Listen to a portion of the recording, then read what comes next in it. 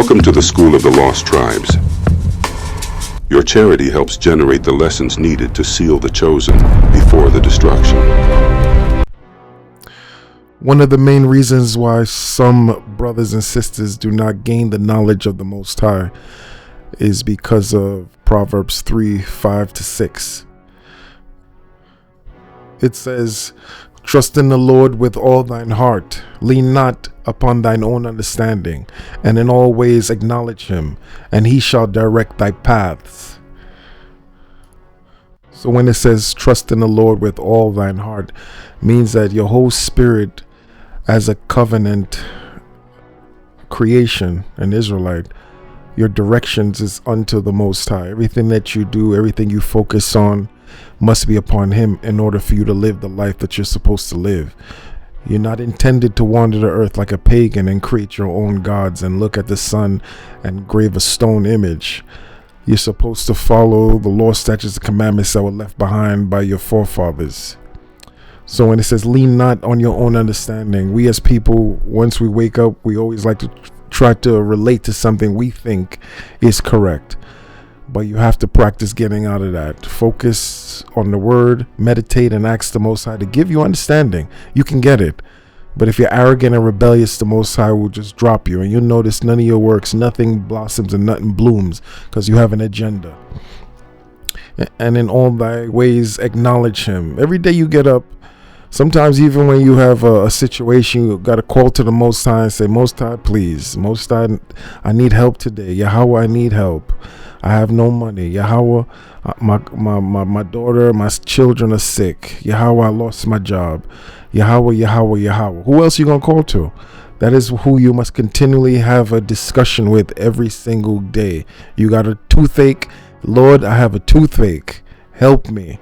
Lord, they're about to evict me. Lord, this and that. But you also got to be aware of your choices. You can't be out here scamming and committing crimes or trying to get over. It's not going to work. You should know that.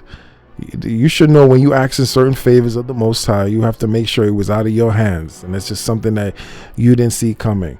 And that's how you create that connection with the Most High.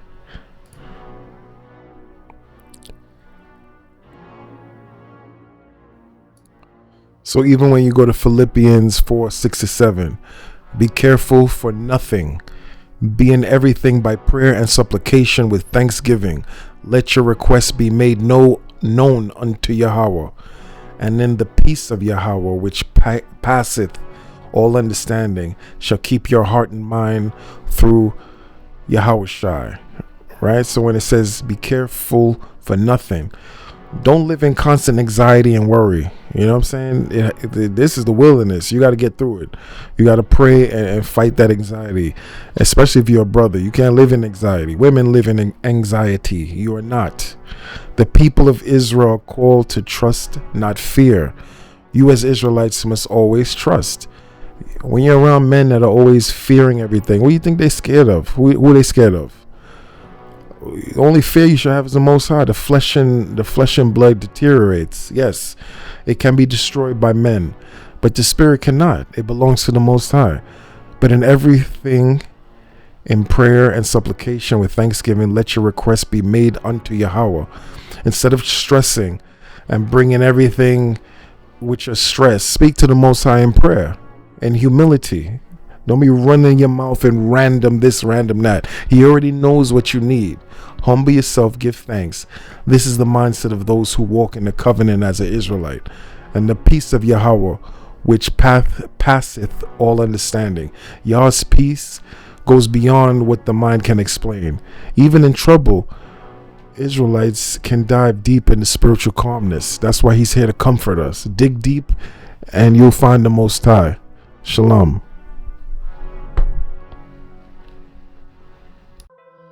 Does Yahweh love everybody? No. Read the Bible and stop guessing. People love saying, well, Yahweh loves everybody the same because it feels nice. But feels nice is not scripture. The Bible speaks in covenant terms. Chosen people, set apart people, correction, mercy, judgment, and order. Yahweh is not running a popularity contest. He is running a kingdom. So let's do this the right way.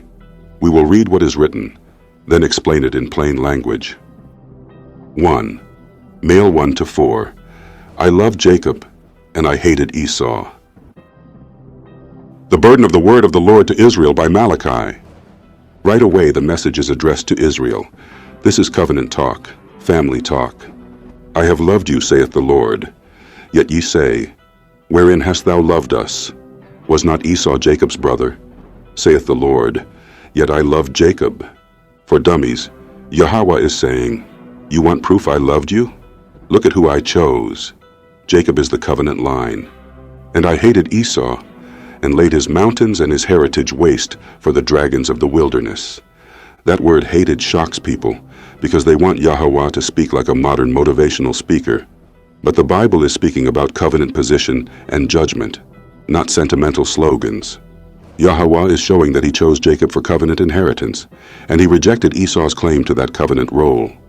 Whereas Edom saith, We are impoverished, but we will return and build the desolate places.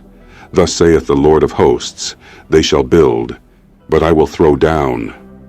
For dummies, this is Yahweh saying, You can rebuild all you want, but I'm not endorsing your rebellion.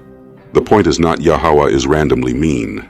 The point is, Yahweh chooses, and he judges.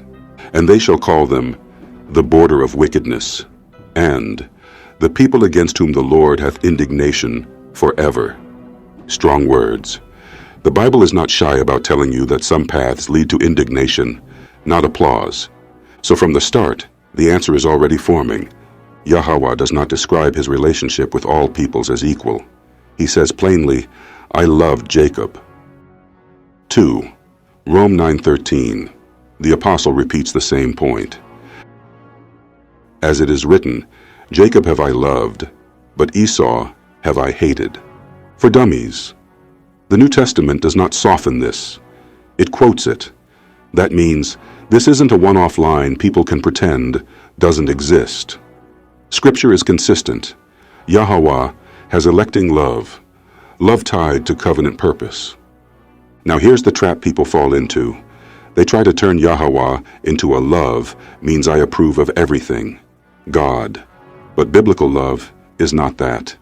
Biblical love includes choosing, correcting, separating, preserving, judging evil. So when people ask, does Yahweh love everybody? They usually mean, does Yahweh treat everybody the same and guarantee everybody the same outcome? And the Bible answer is no. 3. Isaiah 40:15-17. The nations are as nothing compared to Yahweh. Behold, the nations are as a drop of a bucket, and are counted as the small dust of the balance. For dummies, the whole world's nations, big flags, big armies, big talk, are like a drop of water to Yahweh. That doesn't mean people don't matter as human beings. It means nations don't get to act like they are equal to Yahweh or able to control his plan. Behold, he taketh up the isles as a very little thing. Even distant powers, distant lands, still small to him. And Lebanon is not sufficient to burn, nor the beasts thereof sufficient for a burnt offering. For dummies, even the best resources you can gather are not enough to buy Yahweh's favor. You can't purchase covenant standing. All nations before him are as nothing, and they are counted to him less than nothing and vanity. This verse destroys human pride. It teaches you that Yahweh is not obligated to treat every nation as equal heirs of his covenant. He is supreme. He decides order. So when somebody says, Yahweh loves everybody equally, Isaiah says, slow down. Yahweh is not impressed by nations. 4. Amos 3:1-2. Chosen means accountable. Hear this word that the Lord hath spoken against you, O children of Israel, saying, again, Israel is being addressed. You only have I known of all the families of the earth. Therefore I will punish you for all your iniquities. For dummies, this is huge. Known here is not Yahweh is aware you exist. It means known in relationship, covenant, recognition. Yahweh is saying, out of all families, I entered covenant with you. And because of that, He says something people don't expect. Therefore, I will punish you. So biblical love is not sloppy. It is not indulgent. It is covenant love that corrects and disciplines. That means the chosen can't brag and act wild.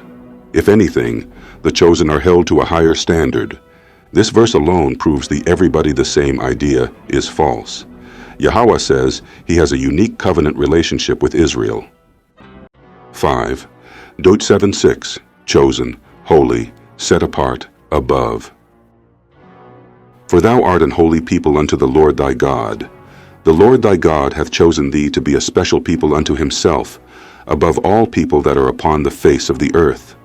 For dummies, this is as clear as it gets. Holy means set apart. Chosen means selected. Special means treasured. Above means not the same rank. That doesn't mean Israel is allowed to be wicked. It means Israel has a covenant calling and covenant identity that the other nations do not share in the same way. So if someone asks, does Yahweh love everybody? The Bible forces you to answer with precision. Yahweh is good and sovereign over all, but Yahweh's covenant love, his choosing love, his I will be your power and you will be my people love is directed to his chosen. For dummies, the whole lesson in plain words. Yahweh is not running an equal feelings program. He is building a kingdom through covenant order. He chose Jacob. That is stated plainly. He rejected Esau from covenant position. That is stated plainly. He is not impressed by the nations. They are as a drop.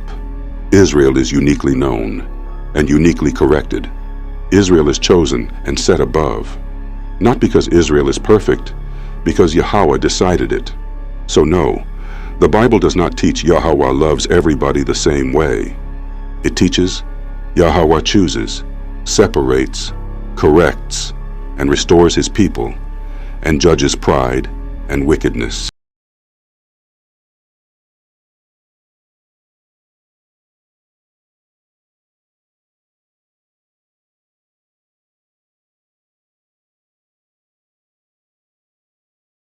Welcome to Israelites Doctrine for Dummies, where we break down the truth of the Bible so simple, even a child can understand it.